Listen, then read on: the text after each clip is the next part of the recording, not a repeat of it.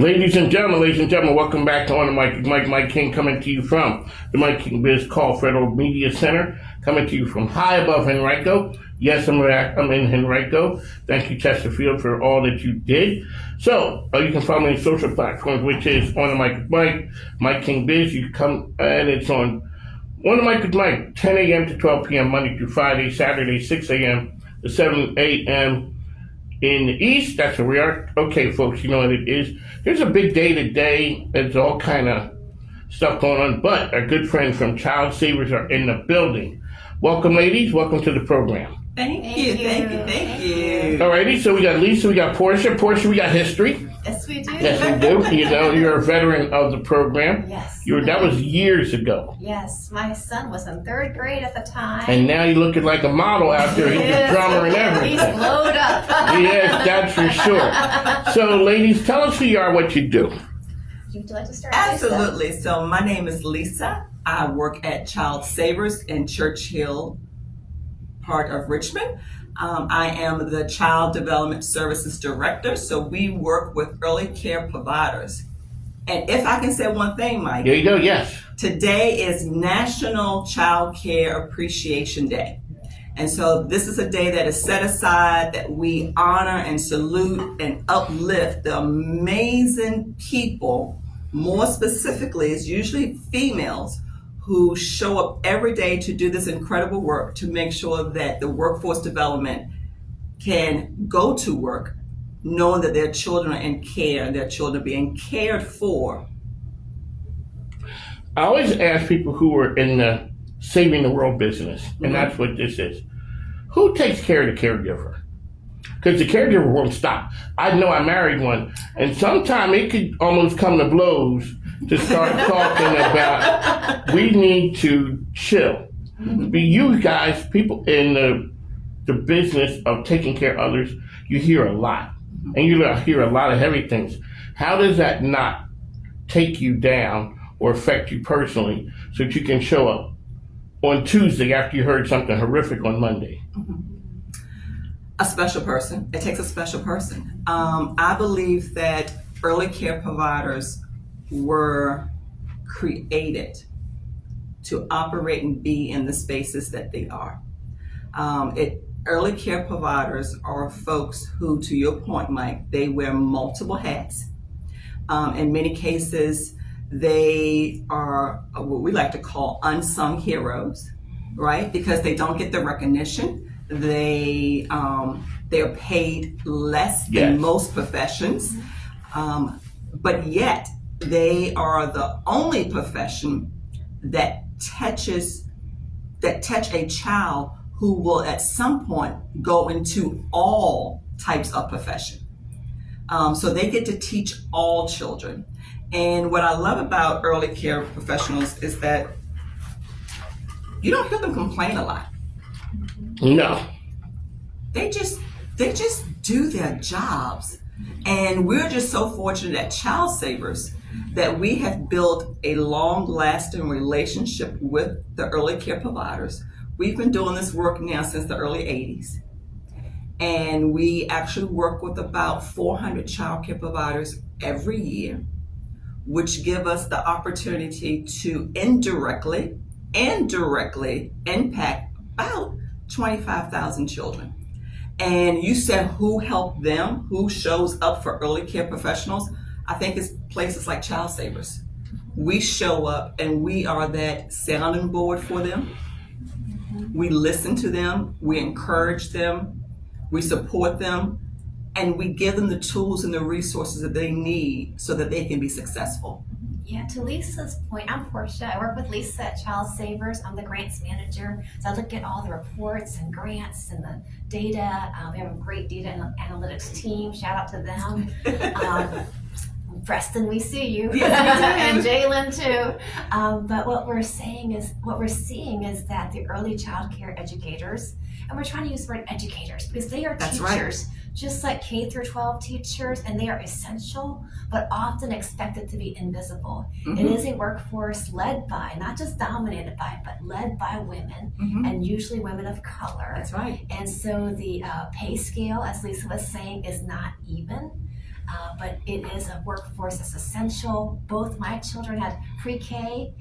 Experiences can be varied and different even among one family. So I see that the work that Child Development Services at Childsavers, Lisa and her team, we call them CDS, Child Development Services, CDS. Every day they're working with 4,000 to 6,000 early child care educators per year, about 300 to 400 programs. Multiple people can work in those programs, so we can't track everyone. We can say that they are getting opportunities for professional development and career pathways. One best kept secret, although we don't want to keep it that way anymore. So No, we don't. listen. Voluntary registration. Yes. What we call VR, and VR is home-based early child care education. So a family or an individual can operate a child care education center in their home. Really? Yes, they can. VR, and one of our colleagues, Rachel Kurtz.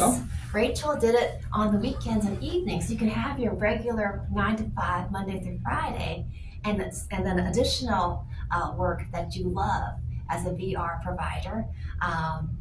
And Lisa and the Child Development Services CDS team does train the VR workforce, and once they become registered, they have access to the Child and Adult Care Food Program, which allows them to be reimbursed for serving healthy, nutritious meals, and they have access to the Child Care Aware of Central Virginia, which allows them to be registered and listed on their directory. So I was playing with that CCA Child Care Aware directory just to see, and I found that one of my neighbors is a VR provider. And these VR providers, it keeps women in the workforce. If you leave the workforce as a working mom, it is very hard to get through. So I myself, when my kids were younger, I stayed part-time for about 12 years so that I could be there for my children, but also work and stay viable. Because one of the things we found out is I met a lady, she said, my husband is a fine gentleman, but men only wear one, maybe two hats.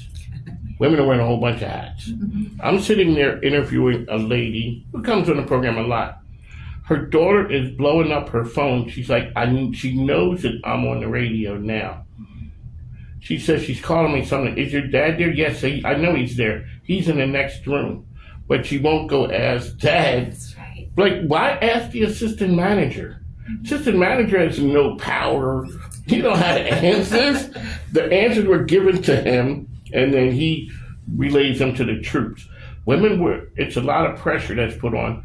When women step off the treadmill, they fall behind from a business standpoint. Yes, we do. Sometimes, for the most part, you never show up.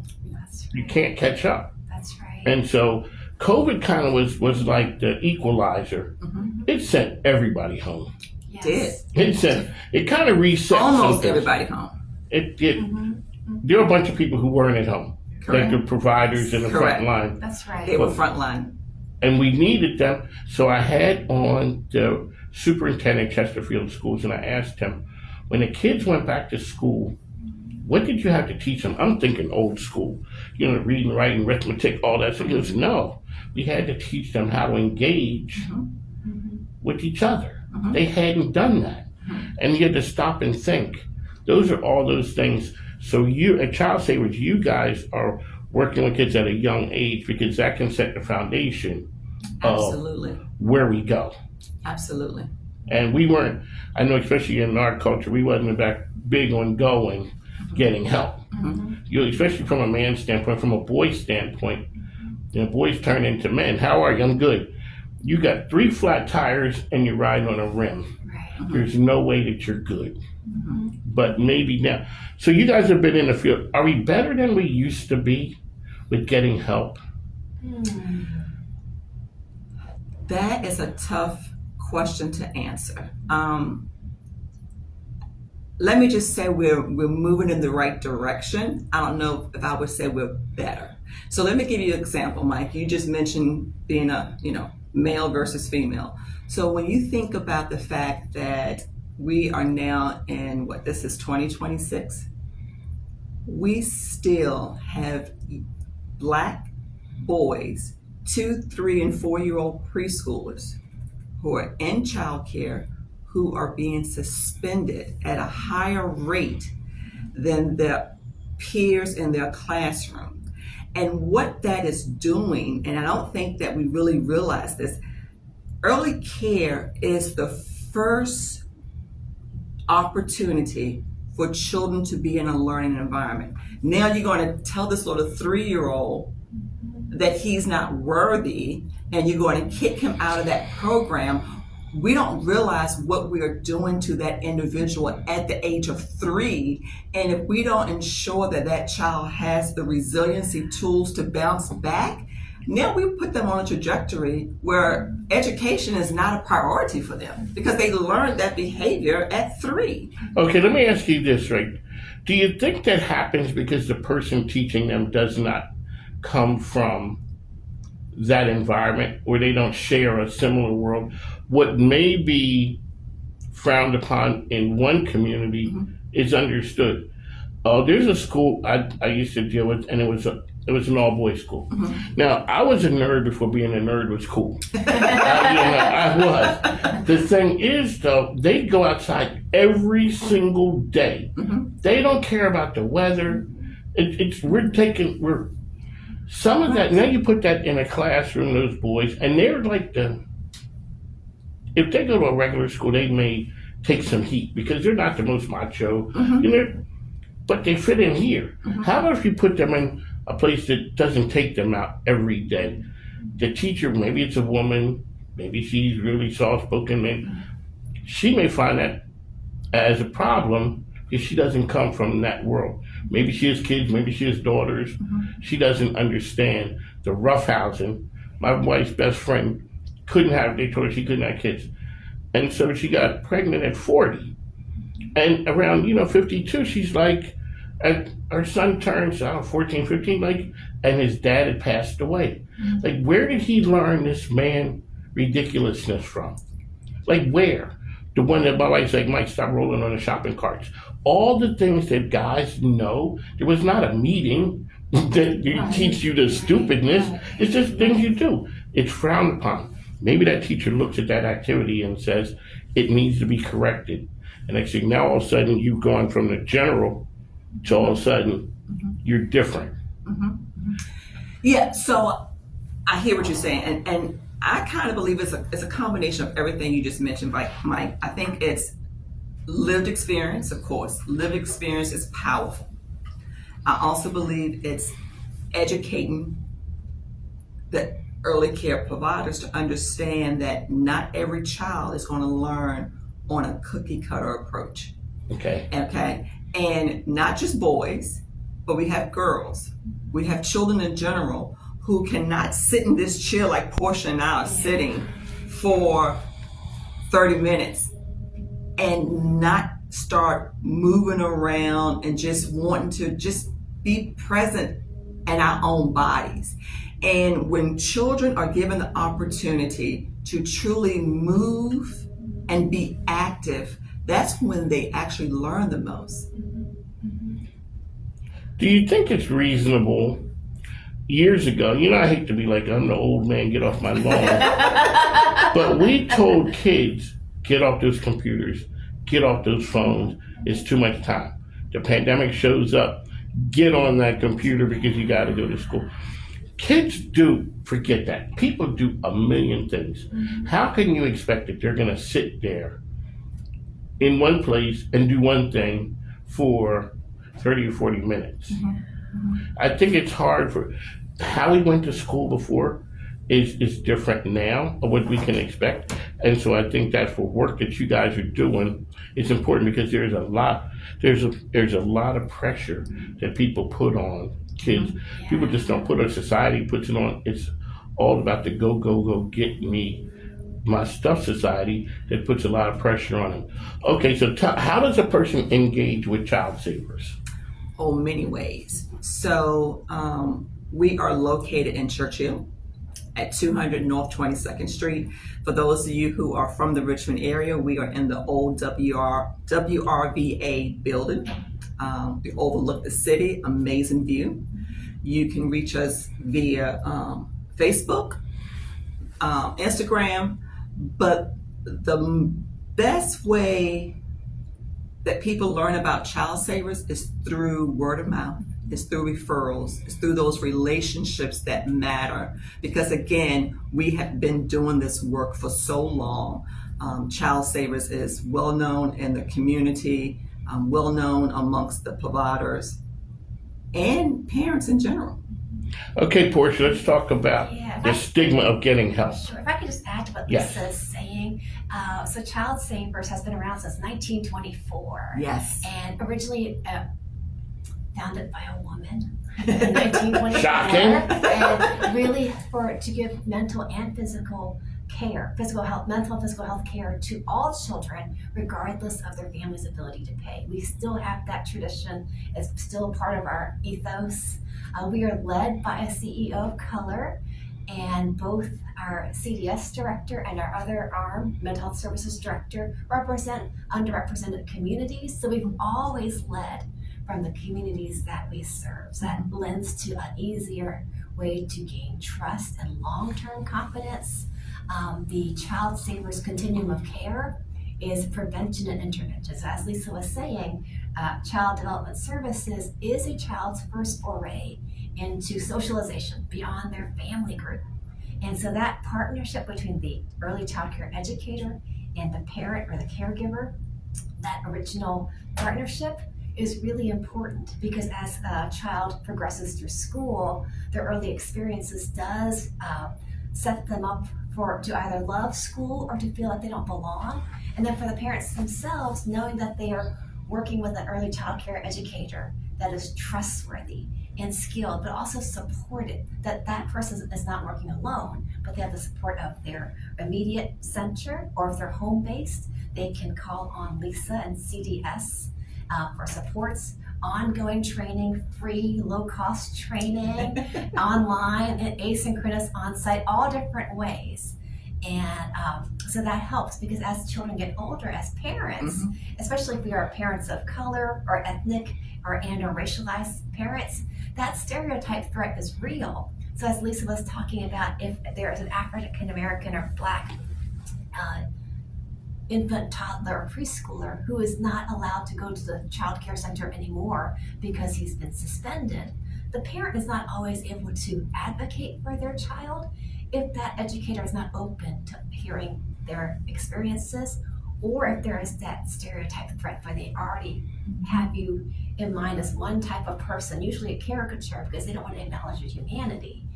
So this early child care education foundation is huge. So the continuum of care, mental health services, which works in tandem with child development services at Childsavers, they offer outpatient clinic services in Churchill, beautiful Churchill, in the beautiful iconic WRVA building. But we have colorful walls, we have professional art. Our therapists do trauma-informed play, sand tray, and art therapy. Yep. So children that come, families who come, they're scared, but they're literally walking into an art gallery that's made with children and families in mind. There's school-based services, because not everyone can go to therapy during therapy hours. So it's right at school, 16 Richmond Public Schools, 6 Hopewell Cities Public Schools, and 3 Colonial Heights Public Schools, and counting. So there are school systems that want Childsavers on site. Please do call us. Or school systems who have pre-K embedded into their programs, please do call us, because we have that continuum of care. But also caregivers, the stress that we feel, the stigma. We have caregiver services, which overlaps very much with child development services, mental health services, and child development services together.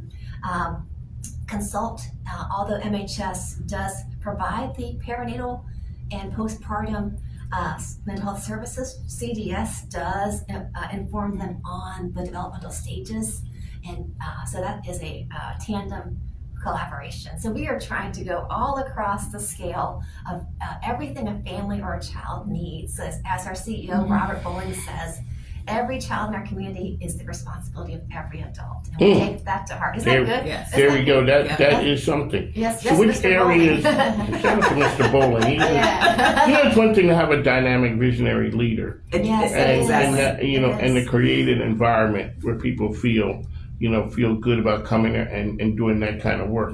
Which areas do you guys cover? Oh goodness, 71 localities. Mm-hmm. Really? Yes. Yeah. So Central Virginia, Southeast Virginia, part of South Side Virginia. Yeah, 71 localities. And we have an immediate response mental health services hotline that you can call 24/7, 365 days a year, free because it's grant funded. And MHS therapists do consult with CDS, Child Development Services, and caregiver services, but they can meet you on site within 30-mile radius of Church Hill. So, for instance, when there have been school shootings, our immediate response team was available and gave that urgent response. But on the other hand, if there are certain situations that are not clinically in crisis mode but are still urgent, it fills that gap too, because there are some hotlines that will not serve you unless you're in crisis mode. And so that is a gap that it serves. But going back to stigma, we try to make this conversational. We're definitely all relational. We've all been there. We understand.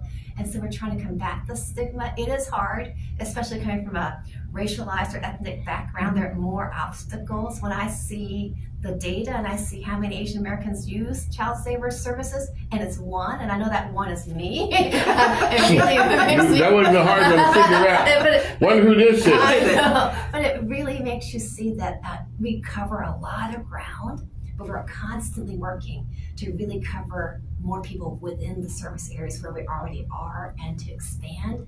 And we really do adapt to the communities we serve. I mean, how else do you turn 102 if you can't do that? You keep changing. You definitely do it. You have to adapt. Absolutely. That's right. So Lisa, you came with your talking points. You came with your marching order from the communications department. Did we cover everything we were supposed to? Well, I think we did. And let me just say that I'm just so pleased that we have somebody like Portia on our team, because she can articulate, she can bring the facts, and she's passionate about what she does. So to have a grant writer who truly believe in your mission work, that in itself is amazing. And so I just want to give a shout out to Portia for just being here and for making this connection with you. I think the only thing that I just really want people to understand is that, and I often say this, early care is workforce development. Let me say that again. Early care is workforce development. We are beginning to plant seeds in the lives of the most smallest citizens in Virginia. And with those seeds being planted, in years to come, we'll be able to reap those benefits, because we should have a more successful economy, because our workforce is more prepared. All right, ladies and gentlemen, Childsavers. One last time, how can we get information about Childsavers? Well, there's a couple of different ways. We have lunch and learns. Oh, you do? We have, and you're definitely right. Okay, what you guys gonna have over The there? next is May 19th, and it's usually like there's one in June. I can't recall the date, but I can send it to you. It is free. We provide lunch. Robert Bowling gives. Tell a Mr. Bowling I said, hey. Oh, well, you can I'm come in gonna come person. Please come and say hi in person. We'd love to see you. And I also want to just give a shout out to Lisa. It is so amazing to work with such a phenomenal woman, right? Lisa Thompson is the director of Childsavers, Child Development Services. She's been there for a long time. She's been a teacher, a center director, a supervisor. She is the authentic full package. And many of us at Childsavers, Lisa is our person. She's the go-to person. She is. So how do we find the next generation of you guys who go do the work? Clearly, it ain't for the money. Right. I don't think you guys getting rich off of this one. It's not for the money. It's not. It's not. Well, I can't believe that. Helping people doesn't pay. Not at all. Not like that. But I think part of it too is just showing up, because when you're a nonprofit and you're a woman and you're a minority or an ethnic or racialized minority, you are not always welcome in all those spaces. So we're both over 50. And we look good. Yeah, young people. Very good.